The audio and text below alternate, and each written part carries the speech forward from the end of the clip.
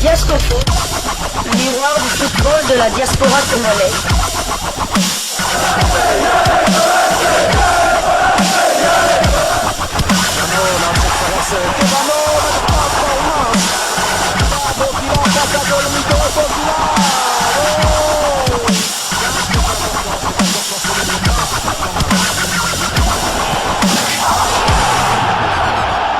Diasco Foot, le miroir du football de la diaspora congolaise. Vous êtes sur Diasco Foot, le miroir du football de la diaspora congolaise. Diasco Foot vous dit bonjour, tout le plaisir est pour nous de vous retrouver, mais surtout de savoir que vous êtes nombreux en train de suivre votre chaîne YouTube dédiée uniquement aux footballeurs de la diaspora congolaise. C'est l'heure de partager avec vous quelques news que nous avons pu récolter pour vous, des news concernant certains de nos internationaux ou des binationaux qui se sont illustrés dans leurs clubs respectifs, et cela dans le cadre de cette première livraison sportive de ce mardi 2 avril 2024, une livraison que nous débutons par la Suisse. En déplacement à Yverdon lundi soir en clôture de la 29e journée du championnat suisse de première division, les Young Boys de Berne n'ont pas pu faire mieux que 0-0. Ils n'ont donc pas creusé l'écart avec leurs poursuivants du FC Servette qui avait été battu le samedi 1-0 à Winterthur. Les Boys sont tout de même premiers au classement avec 55 points, suivis respectivement par le Servette FC 54 points et Lugano 49 points. L'international congolais Meshak Elia avait débuté la rencontre avant d'être remplacé à la 83e minute de jeu. C'était là sa 8e titularisation consécutive. Son temps de jeu est de 2908 minutes sur 3539. Il a joué 34 matchs, marqué 8 buts, toutes compétitions confondues, et délivré 5 passes décisives. Prochain rendez-vous pour les Boys, ça sera le jeudi 4 avril. Ils recevront les Grasshoppers de Zurich pour le compte de la 30e journée de la Super League suisse. Toujours en Suisse, Saint-Gall et Shadrack Akolo recevaient Lucerne et les deux équipes se sont quittées dos à dos sur le score de 1 but partout. Saint-Gall est 6e de la Super League avec 42 points. Il compte 12 victoires, 6 nuls et 11 défaites. Titulaire, Shadrack Akolo est sorti à la 66e minute. C'était là sa 18e titularisation consécutive. Ses stats sont les suivantes: 1903 minutes sur 2967, 30 matchs joués sur 31, 11 buts marqués toutes compétitions confondues. Prochain rendez-vous pour Saint-Gall, ils se déplaceront sur le terrain de Lausanne Sport le jeudi 4 avril pour le compte de la 30e journée du championnat suisse de première division. Nous quittons la Suisse, nous allons cette fois du côté de l'Angleterre où l'on jouait la 40e journée de Championship, championnat anglais deuxième division. Axel Tuanzebe et Ipswich enchaînent et mettent un peu plus de pression sur leurs adversaires, en tout cas des adversaires dans la course au titre. Ipswich Town FC s'est imposé à domicile devant Southampton sur le score de 3-2 hier, lundi 1er avril 2024. Titulaire, le néo-léopard Axel Tuanzebe a été remplacé à la 61e minute de jeu. Il s'agissait de sa 3e titularisation consécutive. Il a profité pour porter à 1321 minutes son temps de jeu sur les 1387 minutes possibles. Il a participé à 17 des 39 matchs avec son club, avec à la clé un but inscrit et une passe décisive délivrée. Cette nouvelle victoire d'affilée propulse provisoirement Ipswich à la première place au classement du championnat anglais de deuxième division avec 87 points devant Leeds United qui compte 86 et surtout Leicester City, un club d'un autre futur léopard de la RDC Steffi Mavididi qui compte 85 points mais qui a un match en retard. 26 victoires, 9 nuls, 5 défaites. Ils ont inscrit 84 buts contre 51 encaissés. Et le prochain rendez-vous pour Ipswich et Tuanzebe, ce sera un déplacement du côté de Norwich lors de la 41e journée. Et ce match est programmé pour le samedi 6 avril 2024 sous le coup de 12h30 heure de Kinshasa, 13h30 heure de Goma à l'est de la République démocratique du Congo. Restons toujours en Angleterre et toujours en Championship pour le compte de la 39e journée. Stephy Mavididi, buteur et passeur décisif avec Leicester. Leicester s'est imposé à domicile sur le score de 3-1 face à Norwich hier, lundi 1er avril 2024. Titulaire, Stephy Mavididi s'est illustré en délivrant d'abord une passe décisive sur le premier but, égalisateur de Leicester à la 34e minute, puis en inscrivant le deuxième but de son équipe à la 61e minute, sa 11e réalisation de la saison en championnat et 12e toute compétition confondue. 3-1 était le score qui a sanctionné cette rencontre. Mavididi a profité de sa titularisation pour porter à 3352 minutes son temps de jeu sur les 4467 minutes possibles.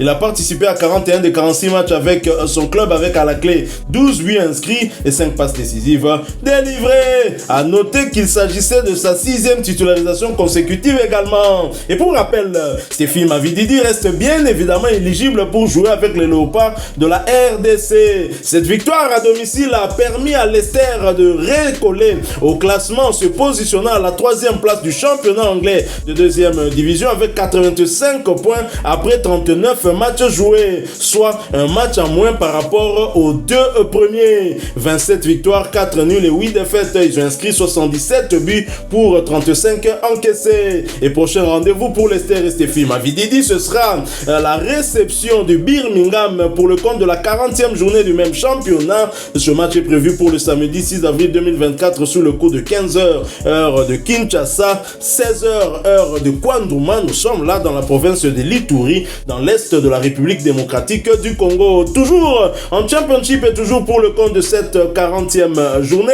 Edo Kayembe buteur, Grady Diangana double passeur. Les deux Congolais se sont neutralisés. West Bromwich de Grady Diangana était tenu en échec à domicile par Watford. Edo Kayembe, Jérémy Ngakia hier, lundi 1er avril 2024. Score final, 2 buts partout. Du côté de Watford, l'international congolais Edo Kayembe s'est illustré en inscrivant le premier but de la rencontre à la 51e minute. Sa 5e réalisation de la saison en championnat, et ce coéquipier Rajovic marquera leur 2e but à la 66e minute pour porter le score à 2-0, pensant en tout cas avoir fait le plus dur. Titulaire, Edo Kayembe n'a pas disputé l'intégralité de ce match puisqu'il a été remplacé à la 85e minute de jeu. A noter qu'il s'agissait de sa 4e titularisation consécutive. Il a porté à 2106 minutes son temps de jeu sur les 3498 minutes possibles. Il a participé à 30 des 36 matchs avec son club avec à la clé 5 buts inscrits et 2 passes décisives délivrées. Du côté de Jérémy Ngakia, il est blessé. Il n'a donc pas pris part à cette rencontre, voyant son temps de jeu stagner à 984 minutes sur les 4268 minutes. Il a participé à 14 des 44 matchs avec son club avec à la clé une passe décisive délivrée. À 2-0, Watford et Edo Kayembe pensaient avoir fait le plus dur, mais c'était sans compter avec la montée en jeu de l'international congolais Grady Diangana qui a participé à la dernière Coupe d'Afrique des Nations du côté de la Côte d'Ivoire. Il est donc arrivé jusqu'en demi-finale avec nos Léopards de la RDC. Il est monté en jeu à la 67e minute du côté de West Bromwich. Une montée qui va complètement changer la physionomie du match. En effet, Grady Diangana a délivré 2 passes décisives. D'abord sur le premier but du 2-1 et enfin sur le second but, but égalisateur respectivement à la 70e puis à la 71e minute, portant ainsi le score à 2 buts partout. Grady Diangana a profité de ces quelques minutes de temps de jeu pour porter à 2007 minutes son temps de jeu sur les 3487 minutes possibles. Il aura participé à 30 des 36 matchs avec son club avec à la clé 7 buts inscrits et 7 passes décisives délivrées. Après ce résultat nul, West Bromwich occupe la 5e place avec 68 points après 40 journées, 19 victoires, 11 nuls et 10 défaites, 62 buts inscrits contre 39 encaissés. Et prochain rendez-vous pour West Brom et Grady Diangana, ce sera pour le compte de la 41e journée du même championnat, et West Brom sera reçu par Stoke City le samedi 6 avril 2024 sous le coup de 15h heure de Kinshasa et 16h heure de Beni à l'est de la République démocratique du Congo. Et Watford, quant à lui, se positionne à la 14e place avec 50 points et avec 12 victoires, 14 nuls et 14 défaites, 57 buts inscrits contre 55 encaissés. Prochain rendez-vous pour Watford et ses Congolais, ce sera pour le compte de la 41e journée et Watford offrira son hospitalité à Preston le samedi 6 avril 2024 sous le coup de 15h heure de Kinshasa, 16h heure de Bukavu, toujours dans l'est de la République démocratique du Congo. Nous restons toujours en Angleterre et toujours pour le compte de cette 40e journée de Championship. Japhet Tanganga et Millwall chutent à l'extérieur sur le terrain de Rotherham. Score final 2 buts contre 1. Titulaire, Japhet Tanganga a disputé l'intégralité de la rencontre pour sa 8e fois consécutive, portant à 1088 minutes son temps de jeu sur les 1252 minutes possibles. Il a participé à 12 des 13 matchs avec son club avec à la clé 2 buts inscrits. Pour rappel, Japhet Tanganga reste également éligible pour jouer avec les Léopards de la RDC. Et après ce revers, Millwall occupe la 19e place de Championship avec 11 victoires, 11 nuls, 18 défaites, 38 buts inscrits contre 53 encaissés. Et leur prochain rendez-vous, ce sera pour le compte de la 41e journée du même championnat et le déplacement sur le terrain d'Huddersfield. Ce match est prévu pour le samedi 6 avril 2024 sous le coup de 15h heure de Kinshasa et 16h heure de Lubumbashi. Nous sommes là au sud de la République démocratique du Congo. Tout à fait, on va revenir à Watford et Edo Kayembe. Je suis vraiment content pour ce jeune garçon qui retrouve toutes ses sensations après les blessures qu'il a dû engendrer cette saison et même les saisons précédentes. Là, il est en train de passer sa saison la plus prolifique. 5 buts déjà pour un milieu défensif, c'est pas mal, c'est pas du tout mal. Il faut savoir que Edo Kayembe, à l'origine, c'est un joueur à vocation offensive. Il était arrivé à Anderlecht en tant que numéro 10 et jouait parfois comme 11. Mais c'est le Vincent Kompany, l'ancien entraîneur d'Anderlecht, qui l'a fait reculer dans le jeu. Il a d'abord joué 6, après il jouait 3, oui, il jouait aussi comme back, mais je le trouvais trop timide dans son jeu. Je le trouvais trop timide, il ne prenait pas de risques. Il jouait souvent des passes latérales, alors qu'il a un bon pied gauche. Il a vraiment un bon pied gauche et ce qui de surcroît, il est comme Moutoussamy, il a 2 poumons. C'est quelqu'un qui ne se fatigue pratiquement jamais. Il a en Anderlecht, on a dit qu'il n'y a pas eu, depuis qu'Anderlecht existe, il n'y a pas eu un joueur qui a eu les meilleurs tests physiques que Edo Kayembe. Donc c'est pour dire que c'est un joueur qui ne se fatigue pas, qui peut courir 90 minutes et c'est vraiment bon. Double poumon aussi. Double poumon aussi. Donc, et le but qu'il a inscrit, c'était une frappe à l'extérieur. Une frappe à l'extérieur, c'est ça.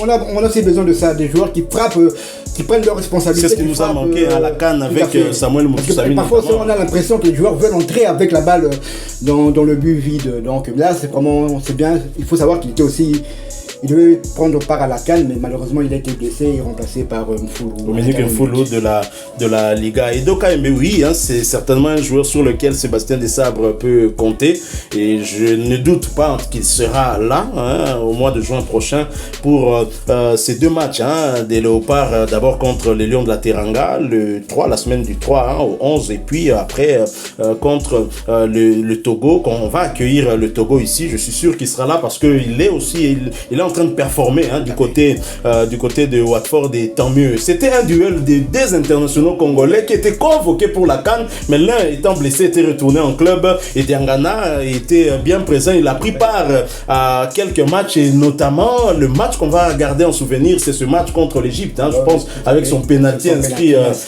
très beau penalty. Tout en au milieu, mais le gardien qui part contre-pied est parfait et c'est aussi un très bon joueur qui s'est montré décisif au cours de ce match alors qu'Edo Kayembe menait sur le score de 2-0 avec l'ouverture du score signée par l'international congolais natif de Kananga, je crois, si j'ai pas oublié, et Gadi Diangana qui a offert 2 assists. Il était sur le banc et directement il fait basculer la rencontre pour permettre à son équipe de ne pas perdre la totalité de points. Là, ils perdent quand même 2 points, mais 1 point, c'est quand même déjà ça aussi de prix. Voilà, nous sommes arrivés à la fin de ce sujet que nous avons voulu partager avec vous. Des Congolais très prolifiques, surtout du côté de l'Angleterre en Championship. Nous avons parlé de Stéphie Mavididi, buteur et passeur décisif. On a parlé d'Edo Kayembe qui a ouvert le score du côté de West Brom et Gadi Diangana qui entre en jeu et qui se montre plus que décisif puisque c'est lui qui est à la base des 2 buts inscrits qui amènent justement l'égalisation pour son équipe. Et c'est tant mieux. À l'approche de cette échéance du mois de juin contre les Lions de la Teranga, Sébastien Desabre aura en tout cas des Moukusa dans la tête, qui sélectionnait très cher. Alors il faut espérer aussi ne pas se blesser. On va chercher peut-être avec le Moudjahidine du sport congolais, dans le cadre de la rédaction, en tout cas essayer un peu d'analyser, parce que je constate que ces dernières saisons, il y a beaucoup de cas de blessures dans des clubs. Est-ce que c'est parce que le niveau de compétition augmente, ou bien parce que le nombre de compétitions aussi augmente? En tout cas, on le constate. Vous avez au Real Madrid, il y a beaucoup de joueurs absents et des blessures à long terme. Et Marseille également, avec la blessure de Chancel, on se rend compte vraiment que cette équipe est très en difficulté. Gigot qui revenait, Jonathan Klaus blessé, Chancel Mbemba sorti, et Marseille qui perd 0 but contre 2 face au Paris Saint-Germain. Il y a à se poser des questions. Je pense que au niveau des instances sportives qui gèrent le football à l'international, je parle de la FIFA, la CAF en Afrique, l'UEFA en Europe et d'autres instances, il faudrait à un moment essayer un peu de penser aussi aux joueurs. Ce sont des hommes, ce ne sont pas des robots. Merci à vous qui nous avez suivis. Si vous avez aimé ce sujet, laissez-nous un maximum de j'aime.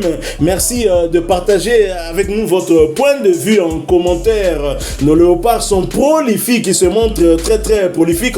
On s'est plaint lors de la dernière CAN qu'on ne marquait pas beaucoup de buts, mais là, depuis le retour de la CAN, ils sont en train de marquer des buts. C'est très intéressant. On espère que ce sera le cas aussi en sélection. Merci de vous abonner sur cette chaîne Diascofoot, parce que nous sommes le miroir du football de la diaspora congolaise. Et n'oubliez pas d'activer la petite cloche de notification pour ne plus rien manquer des prochains sujets que nous allons vous proposer. En attendant, portez-vous bien, et Diascofoot vous dit au revoir.